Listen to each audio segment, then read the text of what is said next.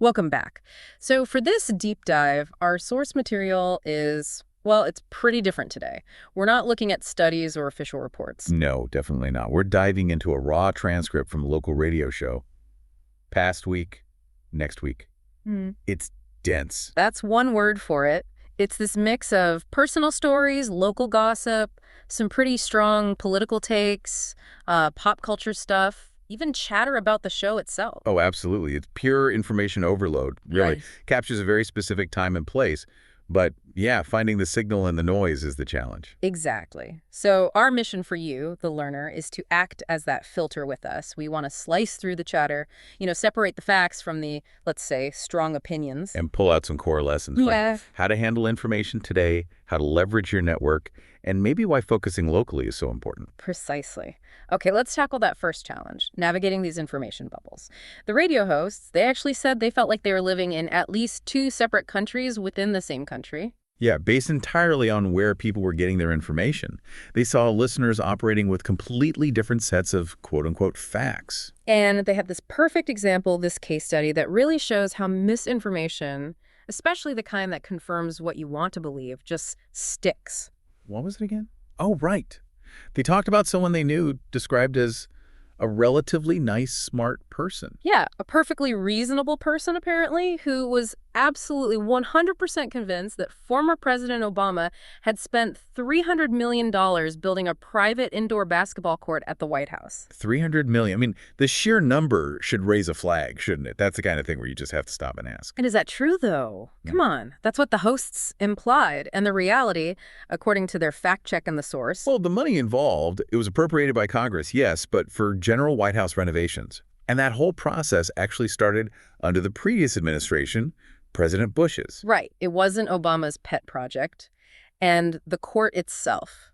It was literally just putting a couple of basketball hoops up on the existing outdoor tennis court. Maybe a few $1,000 for the hoops and installation, part of a much larger necessary renovation budget. But the story that spreads, $300 million luxury court. The narrative is just so much stickier than the, boring facts. So the lesson here isn't really about politics. It's about source checking, especially when something feels too right, too convenient for your worldview. Exactly. That little pause, that, let me double check that moment. That's your escape hatch from the bubble. And you could see that same polarization playing out in the wider political stuff they were covering back then. There was a government shutdown looming. Yeah, approaching that 35-day record, I think. And it wasn't just abstract political fighting. It had real consequences they were reporting locally. Right. Federal workers like air traffic controllers, TSA agents, they were missing paychecks. People were getting genuinely worried about holiday travel, safety. And maybe even more critically, the shutdown was threatening SNAP benefits food assistance for millions. The radio show brought that national story right down to the local level. Missed paychecks, potential hunger, that's the value of a local lens. Meanwhile, up in Washington, the political maneuvering was pretty intense, too. President Trump was pushing Republicans hard. Urging them to just end the shutdown by getting rid of the Senate filibuster rule. Which even some Republicans weren't keen on. They saw the filibuster, rightly or wrongly, as a necessary break on runaway power for whichever party was in charge. Yeah, is a classic example of maybe sacrificing a long-term principle for a short-term political win. And then there was the international stuff heating up the trade wars. Remember the Canada ad? Oh, the anti-tariff ad? Using Ronald Reagan's voice and words, arguing against tariffs? Yeah, and then President Trump just dismissed it, claimed it was AI generated or something, denied Reagan ever said those things. It just loops right back to that first point, doesn't it? Whether it's a local myth about a basketball court or a global trade dispute, you constantly have convenient narratives battling verifiable facts.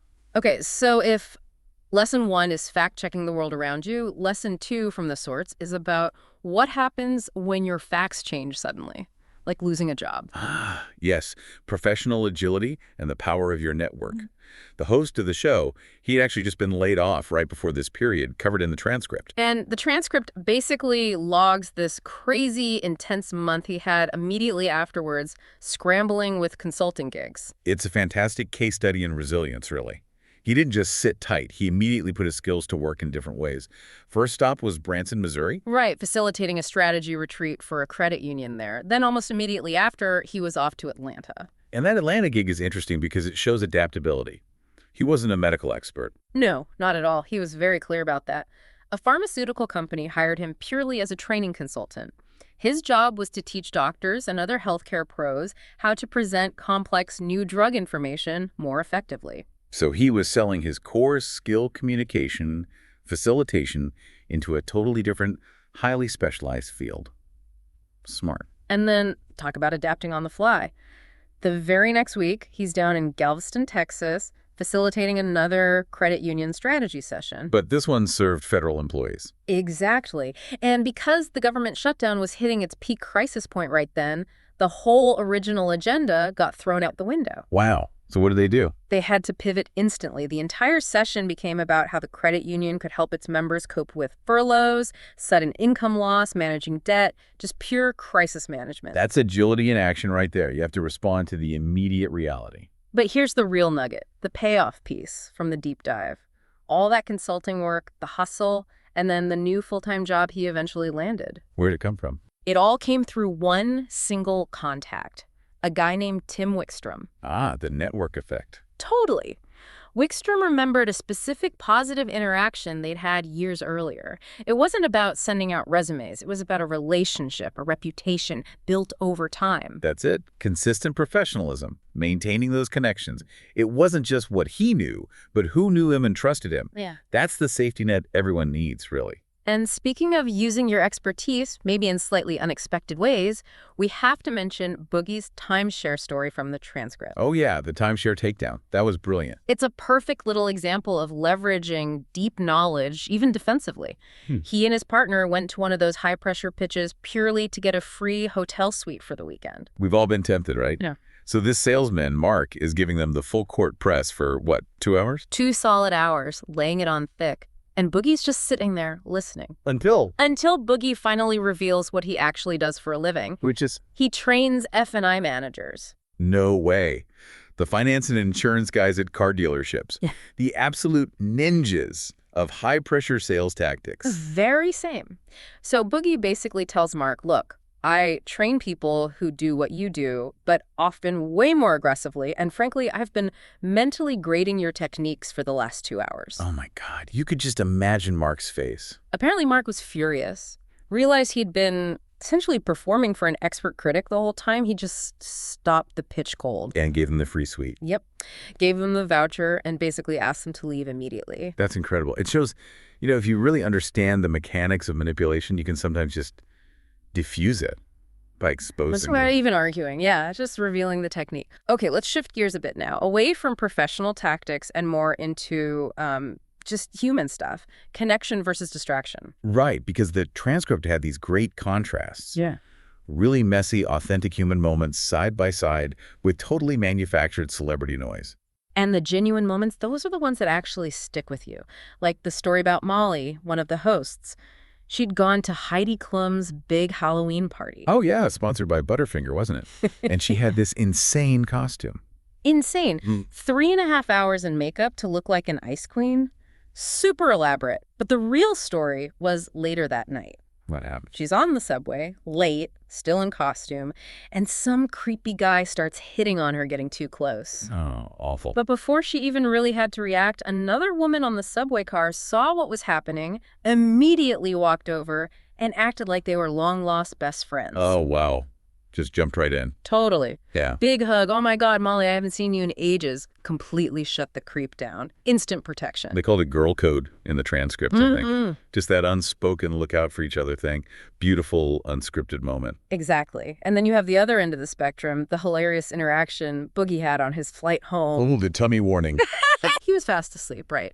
And this sweet older woman sitting next to him wakes him up. Not because he was snoring or anything. No, she woke him up because she was genuinely concerned about his health. Based on seeing his stomach exposed while he slept, she apparently gave him this stern little lecture about his tummy and the risk of diabetes. She basically called him fat while he was sleeping, out of concern. Pretty much. Apparently, she was also vehemently anti-Maggie, but that was totally irrelevant. It was just this pure, unvarnished, slightly awkward, but totally well-intentioned human moment. Priceless. And you contrast those kinds of stories with the other stuff floating around in the source material. Yeah, the big, shiny, manufactured headlines, like the rumor about Katy Perry dating Justin Trudeau. Aboard her yacht, the Caravel, Right. feels kind of random. And the whole Diddy scandal update. He got convicted on a couple of counts related to prostitution, but acquitted on the bigger charges like trafficking. And the hosts had this kind of cynical take on it, didn't they? Yeah, a pretty dark thought, actually. They basically suggested that these huge celebrity scandals, while maybe real, also serve as perfect distractions. Distractions from what? From potentially more damaging or politically sensitive things. They specifically mentioned the Epstein files, suggesting maybe the noise around Diddy kept focus away from that. Who knows if that's true, but it's a sobering perspective on media cycles. And then there was the Kristen Bell thing, too. Oh, right. Her anniversary joke quoting her husband saying something like he was heavily incentivized to kill her, but wouldn't. Yikes.